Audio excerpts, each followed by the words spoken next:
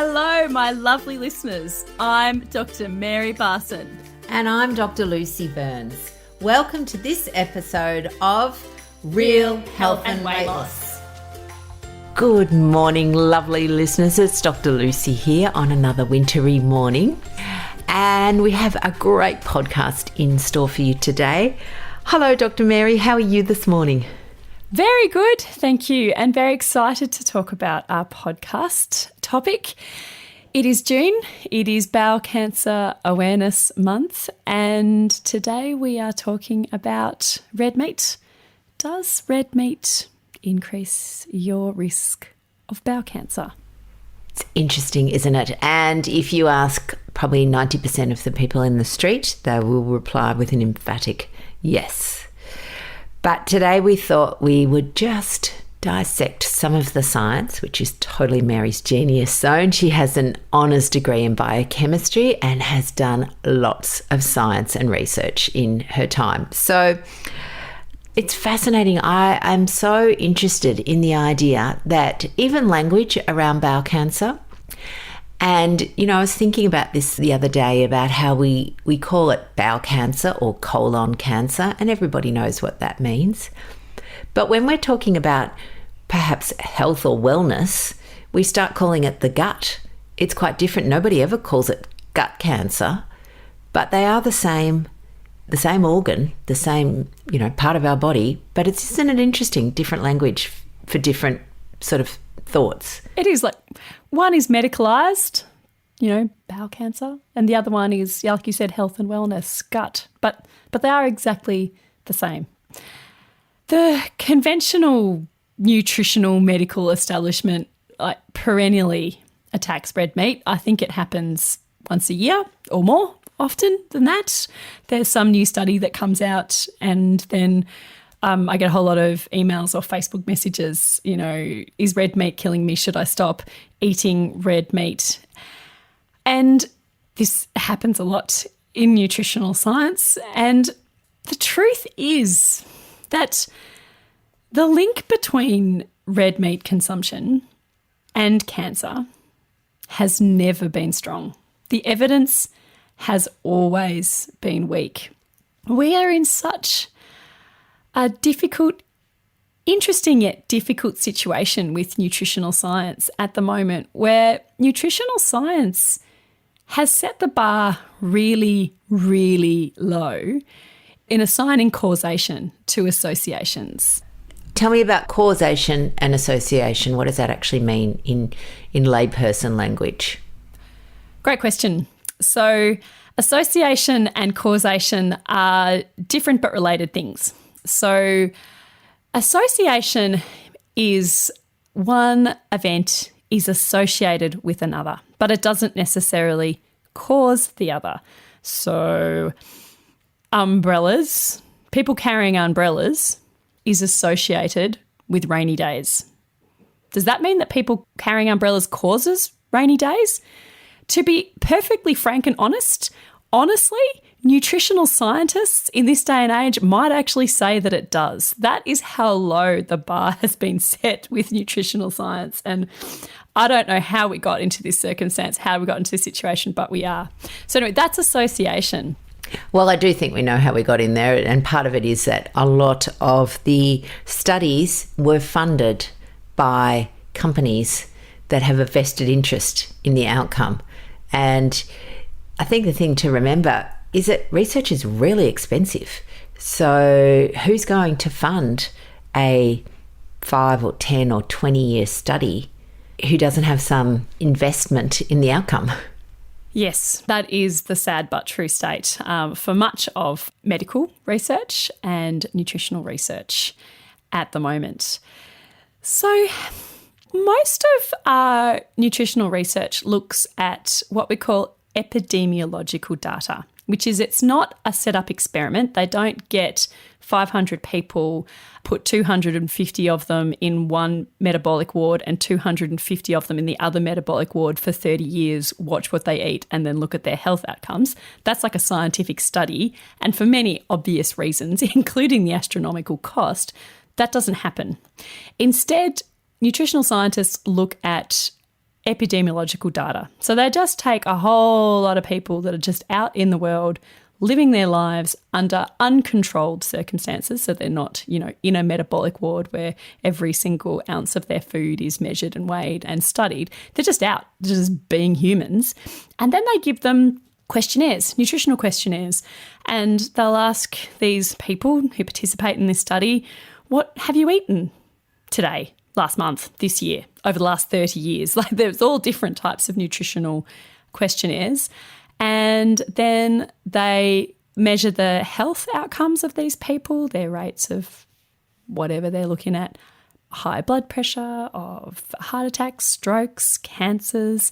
And then they look at these food questionnaires and then they look for associations. And as I mentioned, associations is not the same as causation. Umbrellas do not cause rainy days, and that is something we need to be extremely careful of. When you are looking for a cause, a causation, you definitely need to start with associations. Dark grey clouds are associated with rainy days. So, I wonder, do dark grey clouds cause the rain? I would like to look into that a little bit more. You need to find the associations. So looking for the associations isn't wrong. But where nutritional science has set the bar so abominably low is that even a weak association, they will jump straight to causation. And Harvard University, I don't want to point the finger at one institution, but Harvard University is particularly good at this. They pump out a lot of studies looking where they just see some associations and go bang, causation.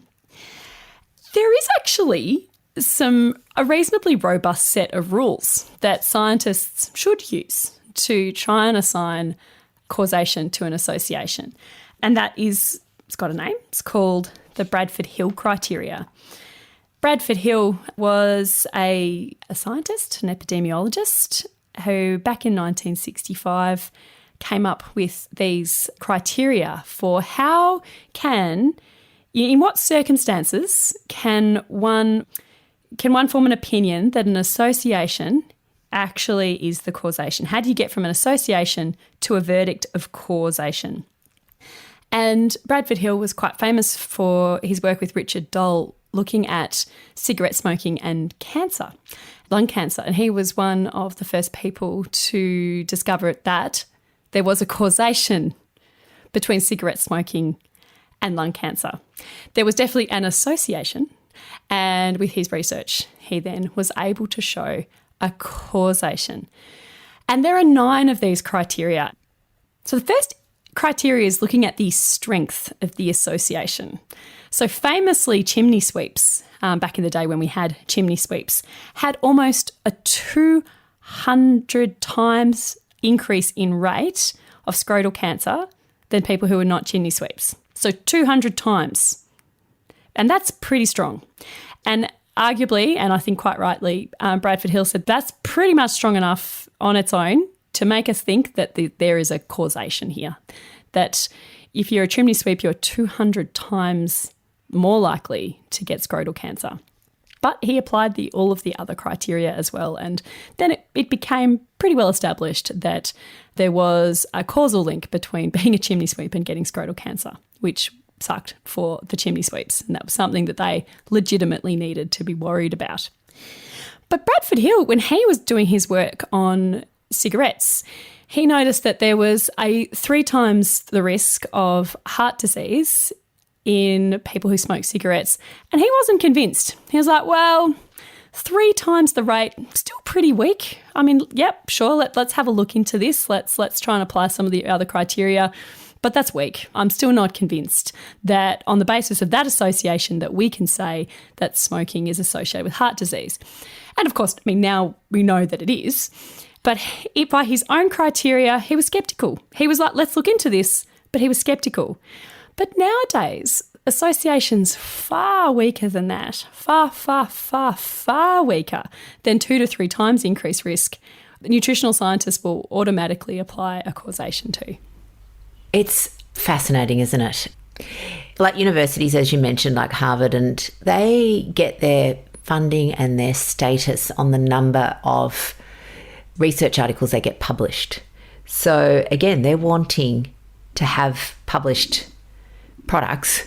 So again, they will be publishing things that probably really don't even need to be published. Like, there's not actually anything there to publish, but they publish it anyway. And again, and this is the cynical part of me, journals in medicine, in fact, in science, there's journals galore. There's the British Journal of Medicine, there's the Australian Journal of Medicine, there's science, there's nutritional science journals, and they also get kudos, if you like, for the number of, or people buy their magazines and their journal articles based on how many they publish and not necessarily the quality of the publication. So this is another confounder, I think, for the ongoing research articles. And I know we've got some to talk about, and I want to just make a note that I would love to also talk about that one that was published recently that says that eggs cause diabetes in Chinese people. It's a beautiful example of rubbish science. There were so many holes in that particular study. I remember that one. So back to red meat, Mez, because a lot of people still, they're going, rightio, okay, this is interesting. So, but red meat causes cancer, right? We do not have enough data to say that it does, which would, I think, astound people, because that is what we have been told. So I'm going to dissect the red meat causes cancer dogma a little bit now. So we can't definitively say this, and that might be shocking to some people because, there have been lots of studies that have come out that said that it does, and this is it is completely understandable that people are confused about what to eat because it is extremely confusing. The bar has been set so low with nutritional science that much of what is published, much of what is reported, much of what is out there in the media that people talk about on the news is actually quite meaningless. And there's so much confusion and so much noise. But to dissect a little bit about red meat, the link between red meat and bowel cancer, it could surprise people to know that the evidence is extremely inconsistent. So they're looking at these epidemiological studies. There are some epidemiological studies where there is a weak association. There are some epidemiological studies where there is a stronger association. There are some epidemiological studies where there is a strong inverse relationship. Quite famously, the Women's Health study shows an inverse relationship. So in that study, eating red meat was strongly associated with not getting bowel cancer. It would look like it was a protective thing to do. So despite the current perhaps medical establishment dogma, despite what is reported in the media, despite perhaps what people believe to be true, in actual fact, the evidence is not particularly consistent. And this was summarised really nicely in a 2011 paper, which I will put the link below. It was just a critical summary of all these prospective epidemiological studies. It was published in a reputable journal called the Obesity Review. And look, I like this study because it's not industry funded. It's not trying to do anything other than just look at the data that is available. And when they looked at the data that was available, the conclusion was, I'll read it out to you. I've got it here. The currently available epidemiological evidence is not sufficient to support an independent positive association between red meat consumption and colorectal cancer. So that's the consistency of the evidence isn't there. And then the second thing is this idea of confounders. This is one of the Bradford Hill criteria, the 9 criteria that needs to be applied before we can say an association is a causation. And there are lots of these confounders in the epidemiological data with nutritional research. For example, most Americans, this is just what the data is available, most Americans who eat red meat actually also eat their red meat in a hamburger bun made from processed white flour. They often eat it with fries that have been, fried in commercial seed oil, and they probably also drink it with a Coke, high fructose corn syrup and high sugar content. So is it the red meat in the Big Mac fries and Coke that is associated with an increase in bowel cancer? Or is it the bun, the fries and the Coke? Well, we don't know. That's impossible to tease out on epidemiological data. And also, look, all of those healthy, health-conscious people in those epidemiological studies, the ones who really care about their health, who make really conscious decisions about what they eat, their exercise, they don't smoke, they don't drink to excess, they manage their stress, they ensure that they get a lot of sleep. These health conscious people listen to the health messages out there, and the health messages say, don't eat red meat, don't eat red meat. And so these people are probably not eating red meat. Is the fact that they're not eating red meat the reason why they're getting less bowel cancer? Or is it because they sleep better, they manage their stress, they eat less processed foods, they don't smoke and they don't drink to excess? We don't know. It is completely impossible to tease that out. Let's look at another confounding variable that isn't often talked about, but I think is extremely important to consider: your gut bacteria. So one of the proposed mechanisms by which red meat causes cancer, one of the proposed mechanisms, is through these compounds called triethylamine N oxides. Say that 10 times fast. Or TMAOs. And so it is thought that red meat contains this compound called L-carnitine. It's not the only food that we eat that contains this compound, but it is in particularly high amounts in red meat. It's an amino acid, L-carnitine. And then when we eat this, our gut bacteria, some of our gut bacteria then metabolize this L-carnitine into trimethylamine, or TMA. And then the TMA can enter our bloodstream through the gut wall, and then the liver oxidizes it to triethylamine N oxide, the TMAO. And that is the TMAO that is associated with increased inflammation and possibly also changed cholesterol transport, and might be a mediator of increased cancer risk. But the gut bacteria, so it's actually one of the gut bacteria that loves to do this, is the Prevotella. So the Prevotella loves to turn L-carnitine into TMA. And do you know what Prevotella's actual favourite food is, Dr. Lucy? Nope. No, I've no idea, but I'm pretty sure you do. It's grains, so specifically grains. So not even, carbohydrates from fruit and vegetables, but grains. And so people who have a high grain intake, flour specifically, are going to have more of this Prevotella, which is going to be turning their L-carnitine into TMA. And interestingly, people who've got increased Bacteroides in their gut, they're going to have less TMA conversion. And you know about Bacteroides, Dr. Lucy, don't you? Absolutely. We know that Bacteroides, two of the phylum that I can remember, and remember phylum is just a fancy word for the family of bacteria, are Bacteroides and Firmicutes. So Bacteroides is associated with a lean body habitus, and Firmicutes is associated with an obese body habitus. So we are wanting more Bacteroides, and obviously more Bacteroides sounds like it's a good thing for many things. Yes, it is. So, what is the problem then? Is the problem the red meat, or is the problem the grain-rich diet?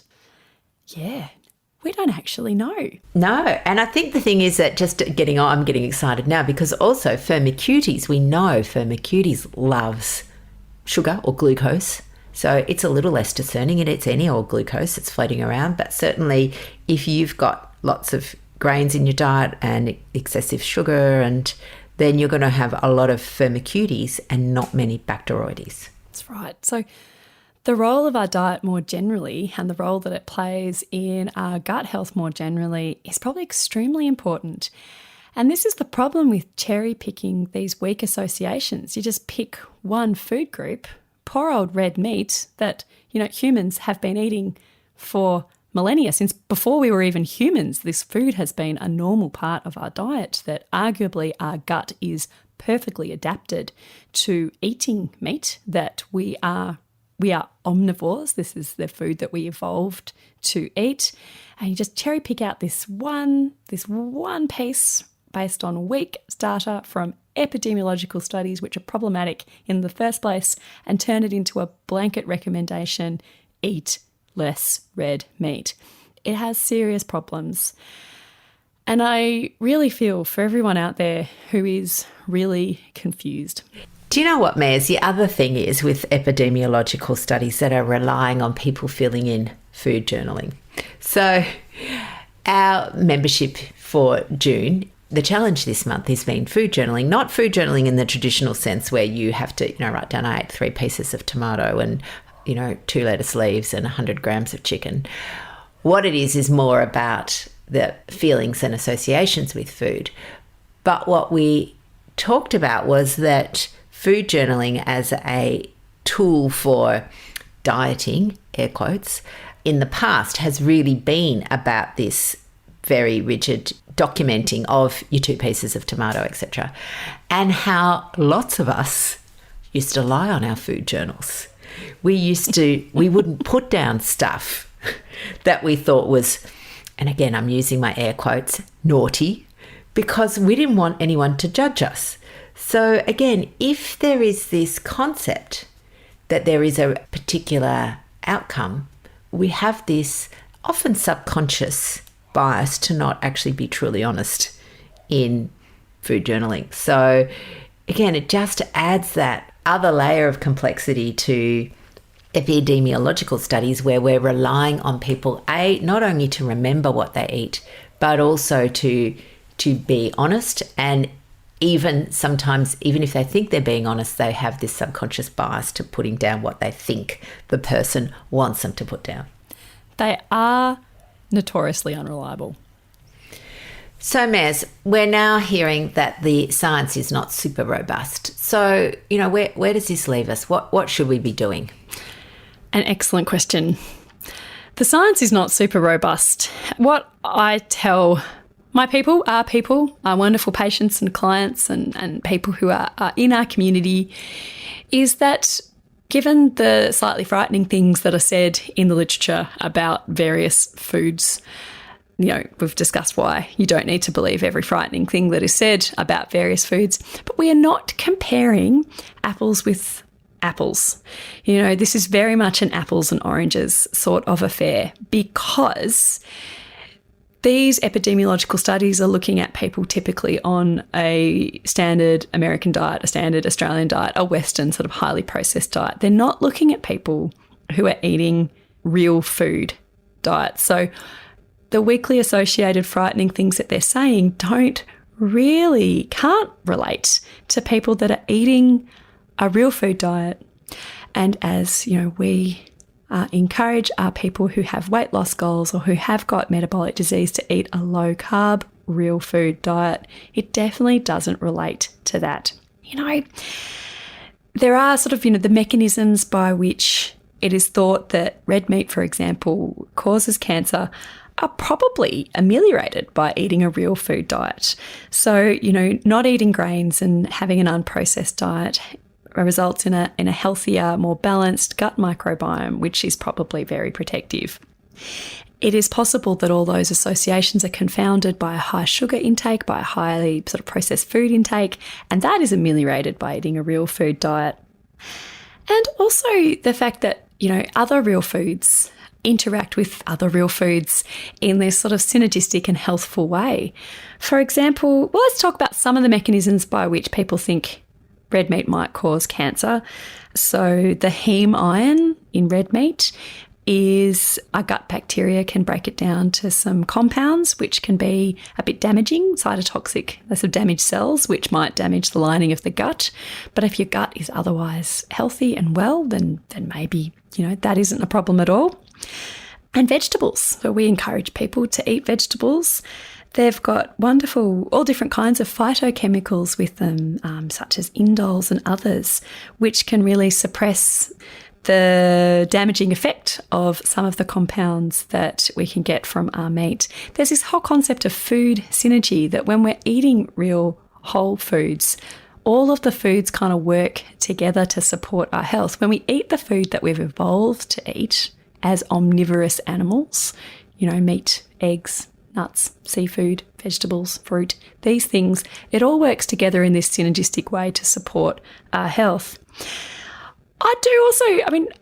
I recommend that people do limit their exposure to this compound called heterocyclic amines, or HAs. That's what happens when you burn meat, red meat, any meat really. They're in vegetables as well, so this is not just a red meat specific thing. But certainly people like to really kind of burn their meat and have a nice sort of char grill on their meat. Not saying that you should never do that, but you would want to limit how much you do that, because those heterocyclic amines have been shown to be carcinogenic in certain circumstances. However, eating vegetables and having many of the polyphenols in vegetables, the phytochemicals, seem to protect against that. And the other thing about burning your meat is that the fat, when it's burnt, can form these substances called polyaromatic hydrocarbons, or PAHs, which again probably aren't all that good for you. So I do encourage people to minimise the exposure to burnt meat and engage in more slow cooking, more gentle cooking techniques, I think is really good.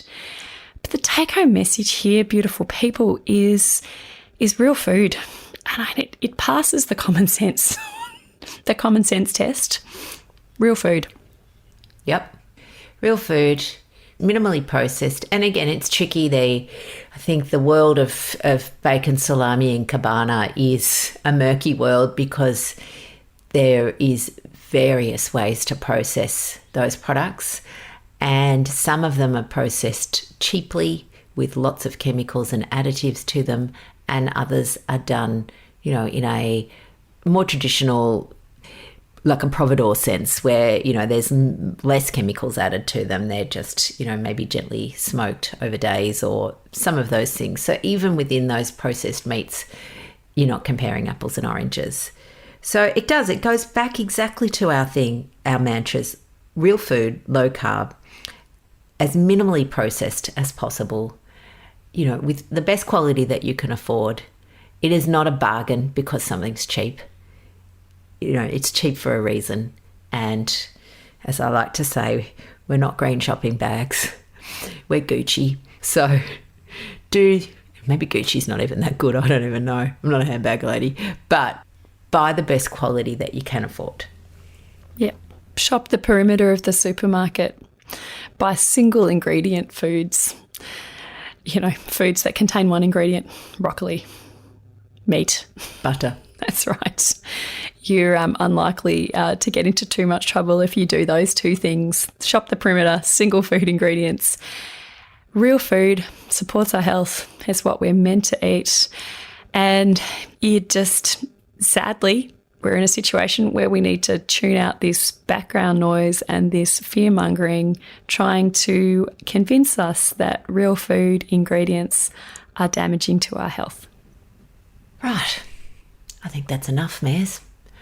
We will revisit this topic from time to time. It is one of our favourites.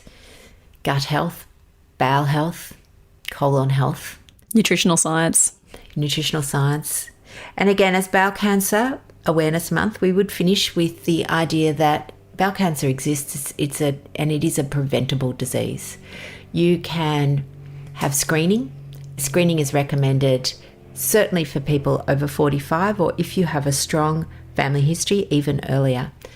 You can be screened using tests, fecal occult blood testing now, which is a tiny bit messy, where you just sort of dip a little stick in some poop and send it off to a lab. And a positive test doesn't mean you've got bowel cancer. It just means you need the next level of investigation, which is a colonoscopy. So, peeps, be aware of bowel cancer. It's not the red meat. That's our 2 messages for today. Bye, everybody.